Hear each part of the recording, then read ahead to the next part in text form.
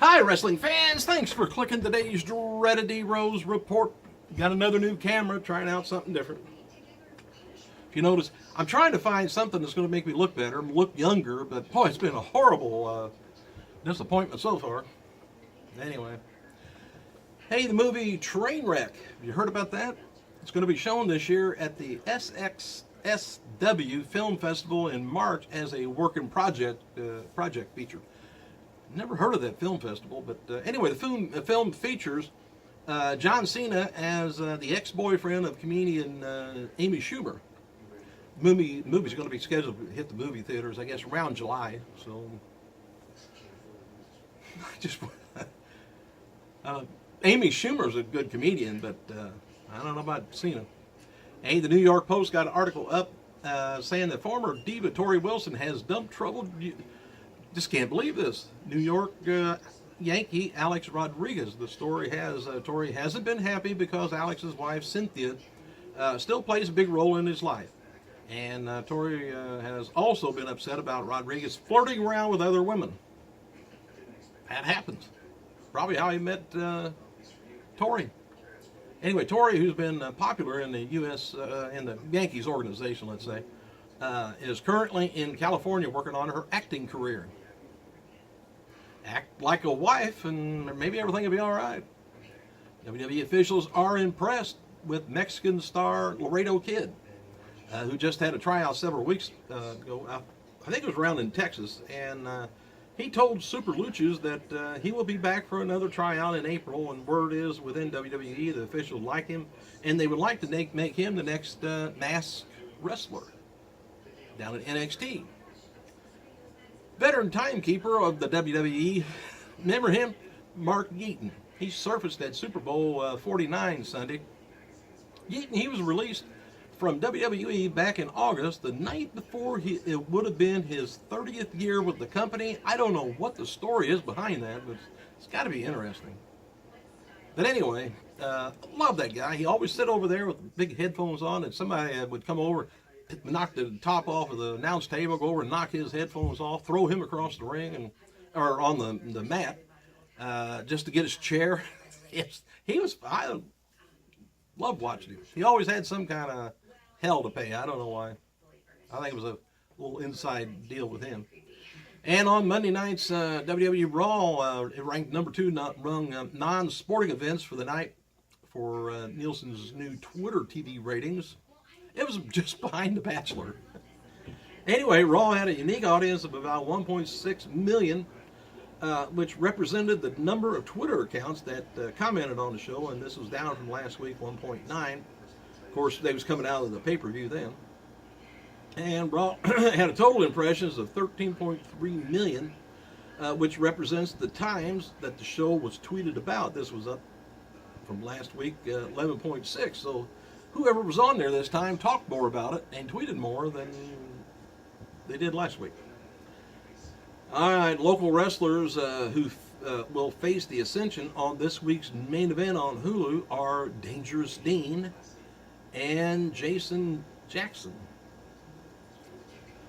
Dark main event after last night's taping of SmackDown in Colorado Springs saw Dean Ambrose defeat Bray Wyatt by disqualification when Wyatt used the kendo stick. Ambrose took the stick, hit Wyatt with it before hitting the Dirty Deeds to end the show. Sent everybody home happy, and Bray Wyatt with some marks on his back. WrestleMania 11 main eventer Lawrence Taylor turns 56 years old. Chris Sabin turns 33. And WWE will be releasing a new Greatest Wrestlers book in September. Here's where they kind of advertise it. If this is going to be another greatest book, I thought they've done that before, but this might be the first one. But you don't have so many of the greatest. You got the greatest over here. They can't have maybe a sub-greatest. But WWE, it says, maintains a financial fan base. The WWE Greatest Wrestlers provide an illustrated story on one of the world's most watched sporting events. No other sport has such colorful characters, memorable matches. This book chronicles the greatest superstars, greatest rivalries, greatest matches. Also includes inside look behind the scenes, interviews, profiles of greatest wrestlers from the past and present. This is a must-have for every fan. Put it on DVD and I'll watch it.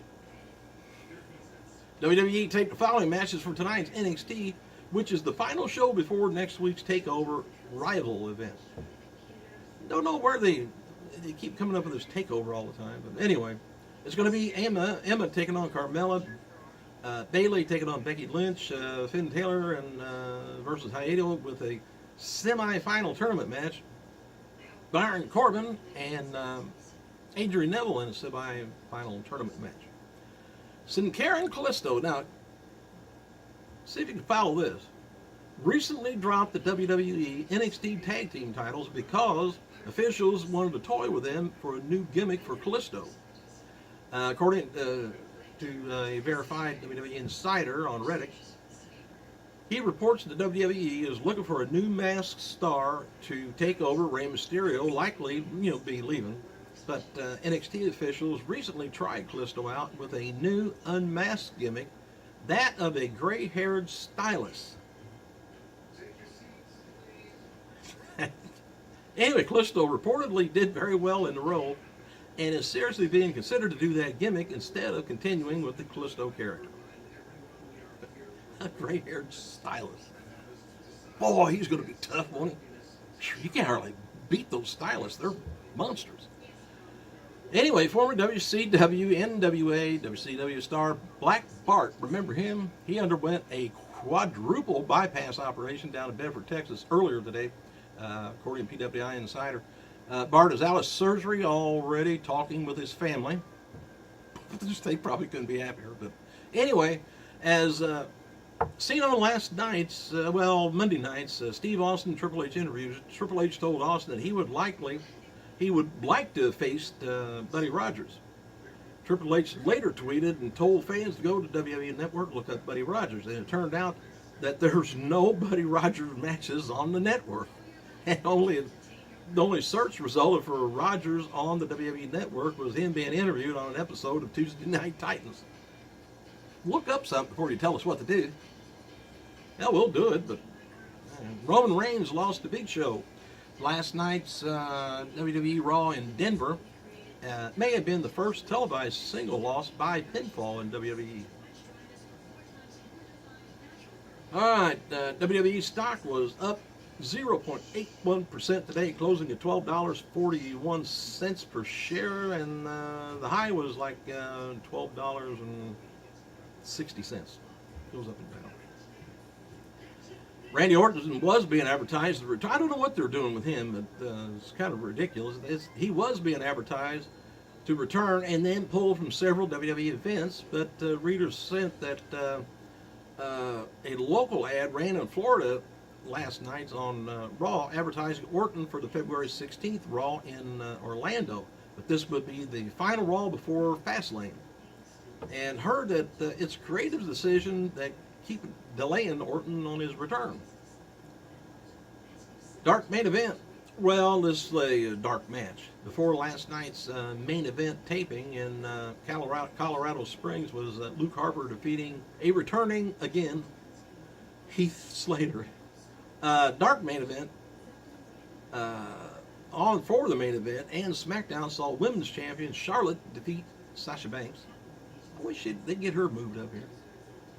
WWE taped the following matches that's going to be airing on Friday night's main event, which includes airing on Hulu and international until it returns to the network anyway.